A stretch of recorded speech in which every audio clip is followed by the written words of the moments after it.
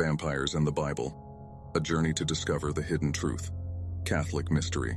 The Bible speaks of a race of vampire-like beings that roamed the pre-flood world, and we're told just how terrible these beings truly were.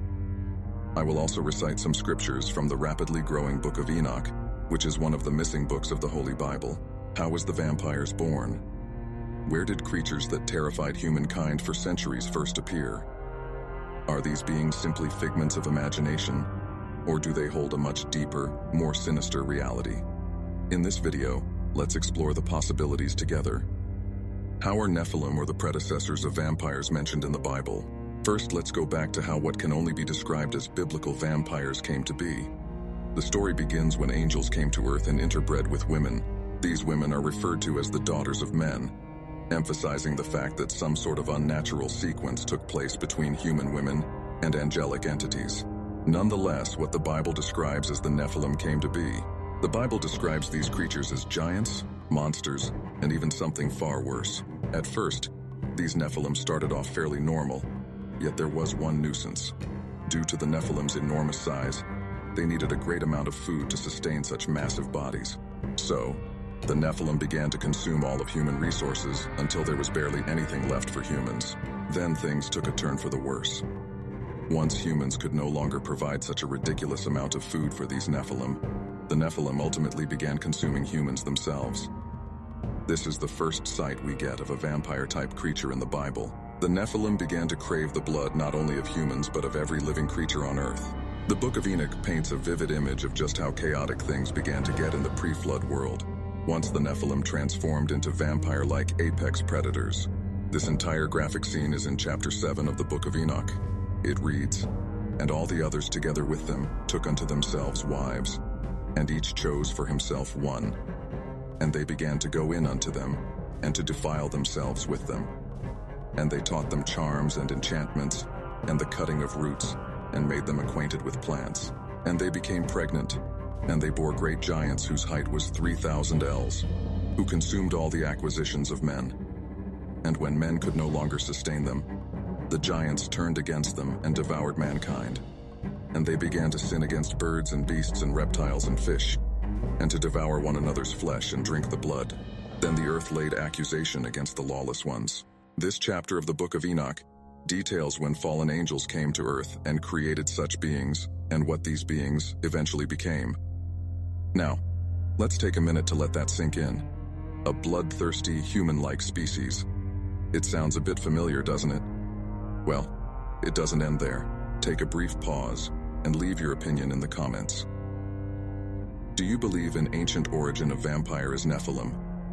Did the secular stories in your culture have the same myth about monsters that devour mankind? Please share your experiences and knowledge to have many different viewpoints. How did the word vampire originate from Bulgaria, and how did vampire legends spread worldwide? The concept of the vampire as an undead creature inflicting harm originated in Eastern Europe, specifically in Bulgaria, about 1,000 years ago. Make no mistake, this was a legend isolated among the Slavic people. It was not widespread or well-known. The word vampire translates roughly as ghost monster, and that label gives insight into these early beliefs. Slavic vampires were non-corporeal, lacking a physical body, having more in common with a poltergeist. The vampire wrought havoc, often as a spreader of disease in a village, but the vampire did not create other vampires with its bite, nor did it consume blood. It was a ghost-like being. The vampire entered Western history and left its seclusion. Fairly late war is to blame for spreading the belief. In 1686, 6 years prior to the Salem witch trials, the German-speaking peoples of the Holy Roman Empire gained control of Hungary, and thereby took control of a Slavic population. Imperial troops learned the vampire legend from Slavic peasants during the occupation, and soldiers carried the idea to cosmopolitan centers like Vienna and Berlin. From there, the vampire moved to Paris, from Paris to London, and from London to the Americas. The word vampire first appeared in English in 1732, the same year George Washington was born. Traveling east to west, the vampire legend took on new features. Rather than being a ghost, for example, the vampire became a risen corpse, full-bodied. Most notably, the vampire assumed the need to consume blood. This addition to the legend was an 18th century Western idea. Believe it or not, blood drinking added a scientific element to the vampire belief. To the people of the time, blood consumption made the vampire more believable, more corporeal than incorporeal, more scientific than supernatural. Westerners were moving past the age of superstition. Witchcraft was decriminalized in Britain and its colonies in 1735. So, intellectuals of the time, when confronted with vampiric testimonies, conceived vampirism as a disease rather than a supernatural occurrence. In the 1700s, human blood was believed to possess medicinal qualities, and it was widely consumed as medicine throughout Europe and the Americas by people at all levels of society. Today, historians call this medicinal cannibalism. Blood was cheap in cost due to the common use of bloodletting as a physician's tool. Blood was believed to be the vessel of the human soul, and by imbibing blood, one imbibed life. Even the Bible says this in Leviticus 17:11. For the life of the flesh is in the blood, and I have given it to you upon the altar to make an atonement for your souls, for it is the blood that maketh an atonement for the soul. Human blood was prescribed for everything from epilepsy to failing eyesight in the 1700s. If you're passionate about the history of vampires, we invite you to like this video and subscribe to our channel. Hit the subscribe button and let's grow in faith together. How have vampire and Dracula sparked waves of attraction in modern literature? The vampire of the West, therefore, was medically savvy, and the undead creature came to be believed as one that consumed blood to restore life. In modern times, the vampire is generally considered a fictitious entity, although belief in similar vampiric creatures, such as the chupacabra, still persists in some cultures. The charismatic and sophisticated vampire of modern fiction was born in 1819 with the publication of The Vampire by the English writer John Polidori. The story was highly successful and arguably the most influential vampire work of the early 19th century. Bram Stoker's 1897 novel Dracula is remembered as the quintessential vampire novel and provided the basis of the modern vampire legend, even though it was published after fellow Irish author Joseph Sheridan Le Fanu's 1872 novel Carmilla. The success of Dracula spawned a distinctive vampire genre that remains popular in the 21st century, with books, films, television shows, and video games. The vampire has since become a dominant figure in the horror genre. I can't help but notice the abundant similarities between demons and the original vampire entity. I'll describe this particular comparison after I explain how demons came to be in the first place. By now, we know of the Great Flood, but did you know that this incident alone created demons?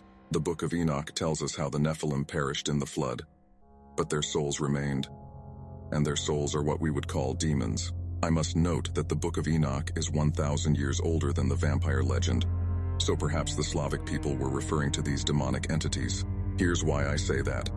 Firstly, the vampire was originally known as a demonic spirit, and demons themselves are known as beings that feed on human fear, sadness, anger, depression, and other negative emotions. Apparently, negative emotions make demons stronger, as they are parasitic spirits. This seems akin to traditional vampire behavior, feeding upon humans for the energy our souls produce. Cases where people claim to have seen vampires. Many people believe vampires are physically here still. One day in 1725, in the small village of Kisolova in eastern Serbia, a local peasant named Petar Blagojevich was buried in the village churchyard, with the familiar ceremony of a Catholic funeral. Within 9 days of Petar being laid to rest, 9 locals had gone from healthy to deceased. From young to old, they all showed signs of nervous exhaustion. Every one of these 9 people stated outright on their deathbeds that Petar Blagojevich was the sole reason their health was declining so rapidly. They all claimed that he had come into their bedrooms at night as a vampire, sat on them, and then took their strength away.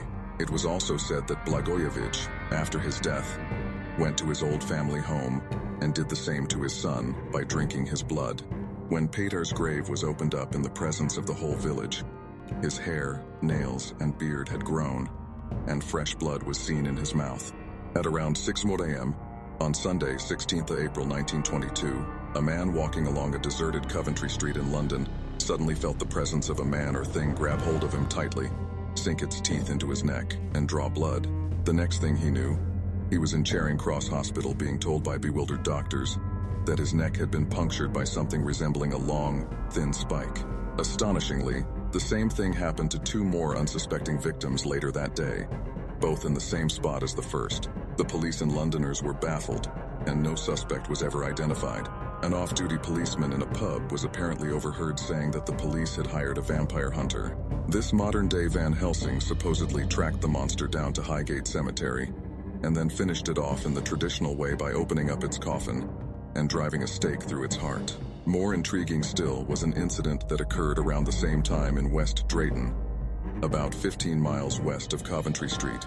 On the night of the full moon, several local people reported seeing a huge bat with a 6-foot wingspan flying around the churchyard, ducking in and out of graves and mausoleums. The police went to the scene and spotted the creature, which screamed and flew away. It is not known whether these 2 incidents were connected, but an old man in West Drayton remarked at the time that a vampire had been active there some 30 years before, taking the life of a local woman by biting her neck and draining her blood. After April 1922, nothing more was heard of either the West Drayton bat or the Coventry Street vampire. The Egyptians also had their share of vampire lore and bloodsuckers. The Egyptian goddess Set was known for her taste for blood, and according to the Egyptian Book of the Dead, if a certain part of the soul called the Ka didn't receive adequate offerings, it left the tomb to drink blood. Sekhmet was a formidable and revered deity in the pantheon of ancient Egyptian gods. She stands as the embodiment of power, healing, and protection, often depicted with the head of a lioness. Sekhmet is associated with both destructive and beneficial forces, showcasing the complex nature of ancient Egyptian beliefs. While not like typical vampires of folklore today, she is seen as one of the original bloodsuckers in mythology, inspiring the vampires of today. Conclude. The exploration of vampire origins through biblical lore, historical accounts, and ancient myths reveals a fascinating tapestry of belief systems that have evolved over millennia. From the Nephilim in the Book of Enoch to the bloodthirsty creatures of Slavic folklore, the concept of vampirism has been deeply rooted in human culture, blending the supernatural with the fears and anxieties of different eras. The narrative of vampires, as we understand it today, is not a static myth, but rather a dynamic one, shaped by cultural exchanges, historical events, and evolving scientific understanding. The transition from biblical giants with vampiric tendencies to the sophisticated, charismatic vampires of modern fiction demonstrates how these creatures have been adapted to reflect the concerns and imaginations of different societies. The belief in vampiric entities has persisted across cultures, from ancient Egypt to Eastern Europe, often serving as a metaphor for deeper human fears, whether it be the fear of death, disease, or the unknown forces that govern life. As the vampire legend moved westward, it gained new characteristics, such as the need to consume blood, transforming from a ghostly spirit into a corporeal being. This shift not only made vampires more tangible to the people of the time, but also aligned with contemporary beliefs in the medicinal properties of blood. The vampire therefore became a symbol that straddled the line between the supernatural and the scientific, embodying the fears and hopes of an era transitioning from superstition to modernity. In conclusion, the story of vampires is not just one of horror and fantasy. It is a reflection of humanity's ongoing struggle to understand the mysteries of life and death. The legends of these ancient bloodlines continue to captivate us, reminding us of the power of myth and the enduring nature of the fears and desires that shape our existence. I hope you enjoyed the video. If this content was valuable to you, I ask that you support me with your subscription so that you do not miss any of our upcoming videos. Share this video with family and friends. Give a like. This helps the video reach more people. Together we can enlighten more minds and expand our understanding. Thank you for being here, and may God bless you.